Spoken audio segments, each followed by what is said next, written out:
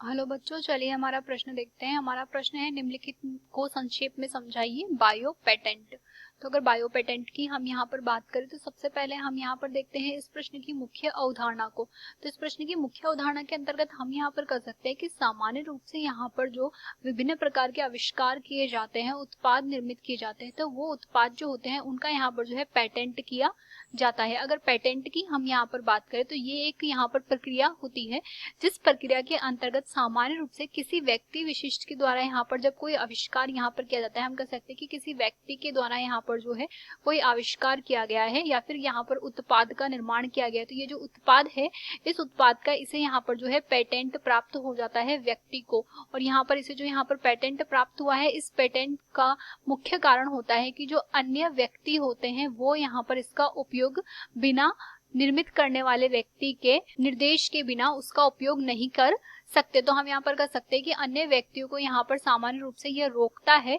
इस प्रकार से व्यावसायिक उपयोग को रोकने के लिए। तो हम यहाँ पर कह सकते हैं कि व्यावसायिक उपयोग जो होता है इसका सिर्फ अधिकार यहाँ पर जो है जिस व्यक्ति के द्वारा निर्मित किया गया है उसी के पास होता है, और यहाँ पर इसी के निर्देश पर जो है इस उत्पाद का अब आगे की ओर उपयोग किया जाता है अन्य व्यक्तियों के द्वारा। तो यहाँ पर हम कह सकते हैं कि पेटेंट एक क्रिया होती है जो किसी भी प्रकार के उत्पाद का यहाँ पर जो है गैर कानूनी उपयोग करने से रोकने से बचाती है। तो हम यहाँ पर कह सकते हैं कि यहाँ पर गैर कानूनी उपयोग जो होता है वो इसका रुक जाता है, और ये किसी भी प्रकार से आविष्कार, उत्पाद या फिर यहाँ पर जो है किसी लोगों का हो सकता है। अब अगर हम बात करें कि हमें यहाँ पर दिया है बायो पेटेंट, तो बायो पेटेंट के अंतर्गत हम यहाँ पर कह सकते हैं कि सामान्य रूप से आनुवांशिकी तथा यहाँ पर जो है जैव तकनीकी के अंतर्गत यहाँ पर जो बनते हैं, जैसे कि हम यहाँ पर कह सकते हैं कि डीएनए का क्रम यहाँ पर जो किसी व्यक्ति ने यहाँ पर निर्मित किया हो या फिर खोजा हो। इसके अतिरिक्त हम यहाँ पर कह सकते हैं कि यहाँ पर किसी प्रकार का विशिष्टीकृत जो है प्रोटीन का यहाँ पर जो है निर्माण कर दिया हो या फिर प्रोटीन को यहाँ पर जो है खोज लिया गया हो। इसके अतिरिक्त हम यहाँ पर कह सकते हैं कि कोई यहाँ पर जो है बायो